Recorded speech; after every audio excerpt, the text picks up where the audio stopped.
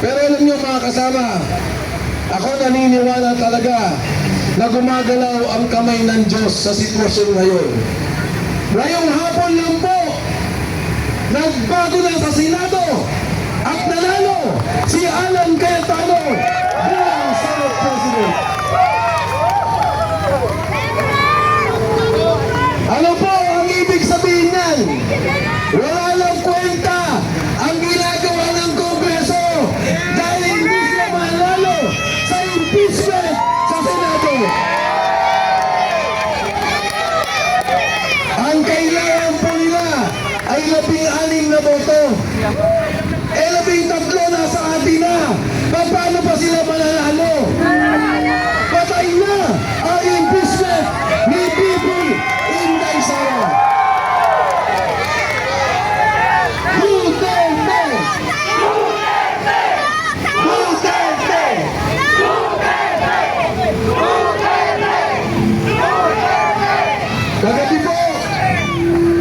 Kagabi po, tumatawag ang mga kaibigan ni Senator Bato de la Rosa. Ang sabi po nila, kung pwedeng matulungan, dahil siya nga po ay nagtatago at gusto lamang pumunta sa Senado para bumoto. Naawa ako kay Senator Bato. Walang kaso. Pero pilit nilang binibigyan ng kaso. Tinatakot para hindi makapunta ng Senado. Pero isipin niyo po, katulad ng aking sinabi, sabi ko, magkano ba talaga ang delivery? Kada delivery ninyo, magkano ang inyong dinadala? Alam niyo ho, ang pinakamaliit na delivery, 500 million pesos. Ang pinakamalaking delivery, 4 billion pesos. At dito kayo magugulat, ang delivery 3 times a week ang delivery sa Makati at sa Aguado sa Malacanang. Kung yan po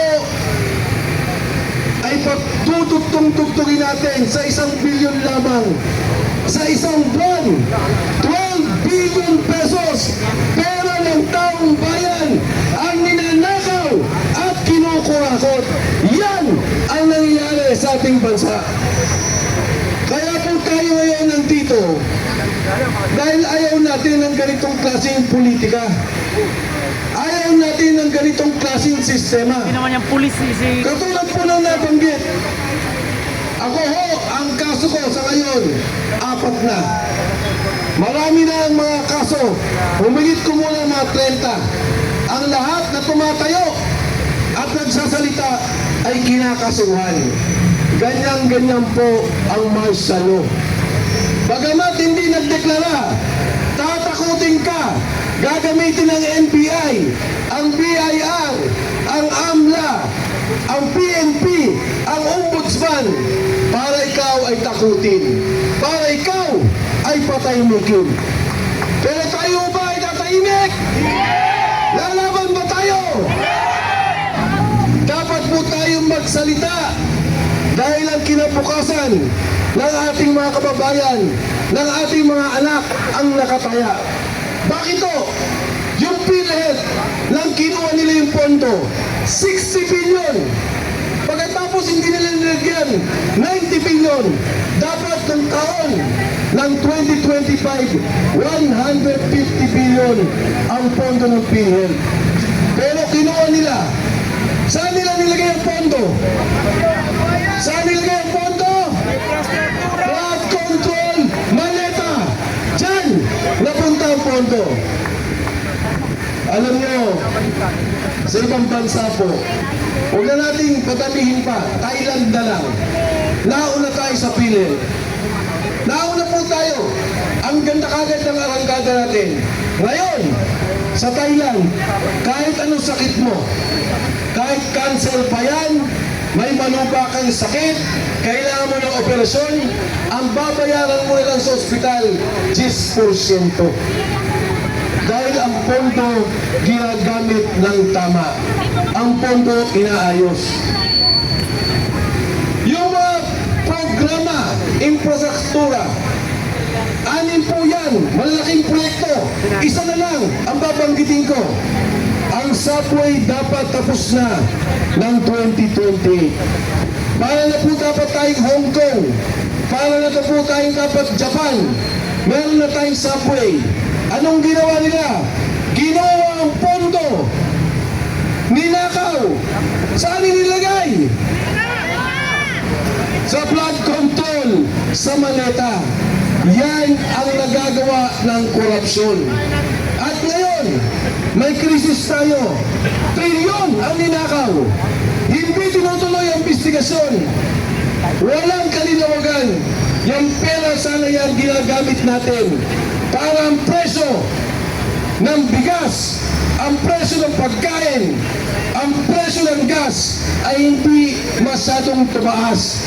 May pondong magagamit pantulong sa tao. Pinirmahan nating treaty o yung Rome Statute, ang sinasabi po niyan, pagka po tayo may problema, kailangan ay tingnan muna ng Korte ng Pilipinas. Tingnan muna ng batas ng Pilipinas. At kung sakasakali, katulad ng mga ibang bansa sa Afrika o ibang bansa na may gera, kung sakasakali, dito dadalhin sa ICC sa Daig. Ngunit habang gumagana ang ating mga korte, habang gumagana ang ating batas, dapat dito siya litisin. Hindi naman po malayo sa ating kasaysayan. Ang Pangulong Estrada, ikinulong, nagkakaso dito sa Pilipinas.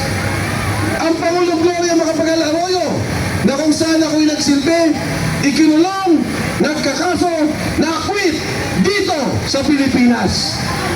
Hindi nilabas sa ibang bansa. Hindi inilipis ng banyagang korte. Ngayon, nakita nila may problema pa. Kailangan alisin sa pagkaupo si Vice President Inday Sara Duterte.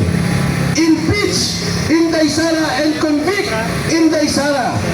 Kasi ang isa sa mga parusa pag-impeachment ay hindi ka na pwedeng tumakbo pa sa darating na halalan o humawak ng anumang opisina. Ano ang kasalanan ni Inday Sara Duterte? Narinig nyo ang mga kaso. Ang unang sinabi, yung kay Madriaga, nalimpak-limpak na salapi daw ang kinuha o ibinigay kay Madriaga. Ano pong nangyari doon? Yung pera, sabi ni Madriaga, 200 milyon pinakuha ni Pangulong Duterte sa isang incheck na negosyante. Pagkatapos daw siya humawak at siya nag-distribute ng pera, sabi ko, ngayon lang ako nakarinig ng ganon. Talo pa siya sa anak, talo pa siya sa kamag-anakan. Ikaw ang pinapunta, 200 milyon, ni hindi humarap sa dating Pangulo. Yun ang sinasabi mo ginawa mo. Ano pang sinabi niya? Ako ang kasama na makusap kay Bongbong Marcos. Ako rin ang kasama na magkaroon ng pagkakaisa. Sabi ko, talo pa nito ang bunsong anak.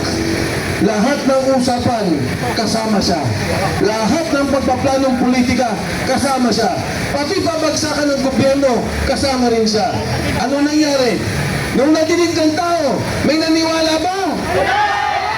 Kaya po nangyari, hindi na nila pinabalik. Wala na. Walang naniwala. Budol ang nangyari. Pangalawa, ano yung sinasabi nilang pera? Mantakin ninyo ang kaso ni Inday Sara noong siya ay Vice President. 2022 hanggang sa ngayon. Mapula po yung bangko niya 2005. Lahat ng ginagawa niya noong 2005, Vice Mayor pa siya, isinama sa kaso. Ngayon ko lang nadinig at nakita ang ganitong klaseng paglilitis sa Kongreso. Ang sabi nila, bilyon-bilyon ang pumasok at lumabas na pera. Ano pong ibig sabihin nun? Ako po, sumisweldo, 50,000 pesos. Pumasok ang pera sa bangko ko. Nagbayad ako ng kuryente. Nagbayad ako ng tubig. Nagbayad ako ng pamalengke. Nagbayad ako ng kung ano na pa kailangan kong bayaran sa aming bahay. Ang natira sa pera ko, 1,000 pesos. Alam niyo ang ginawa? Yung 50,000 na pumasok, counted. Yung 49,000 na lumabas, counted. Ang pera, 99,000. Tama ba yun?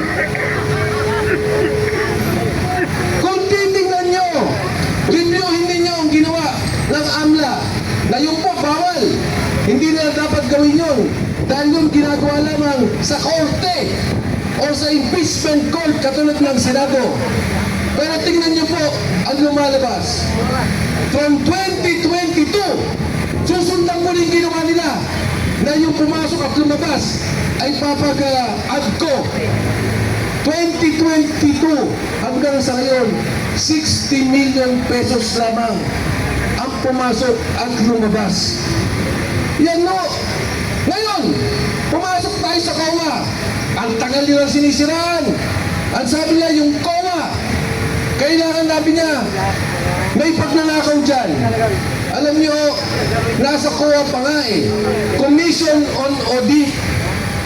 Sa kasalukuyan ay tinitingnan kung ano yung mga kulang na papeles. Out of 125 million, 75 million na lang ang natira. Yun ang kanilang pinag-uusapan. Tinutok na nila kay Inday Sara, pati COA, NBI, BIR, AMLA, ginamit na nila. Ngayon no, papatulang ko yung sinasabi na sa COA. Bakit? Ang Department of Agriculture ang suspended, disallowed. Yung kay Inday, hindi pa final. Kailan lang nag-final nung nag-hearing? Yung suspended at disallowed, Department of Agriculture, 10.5 billion pesos. Yung doon po sa DSWD, humigit kumulang 12 billion pesos. Sa DPWH, humigit kumulang 17 billion pesos. Billion! Pagdating po sa Department of Energy, 160 billion pesos. May inimbestigahan ba sila? May hiniling ba? May tinanggal ba? Wala. Pero si Inday Sara, 120 million pesos, 75 million pesos, yun ang iniimbestigahan nila.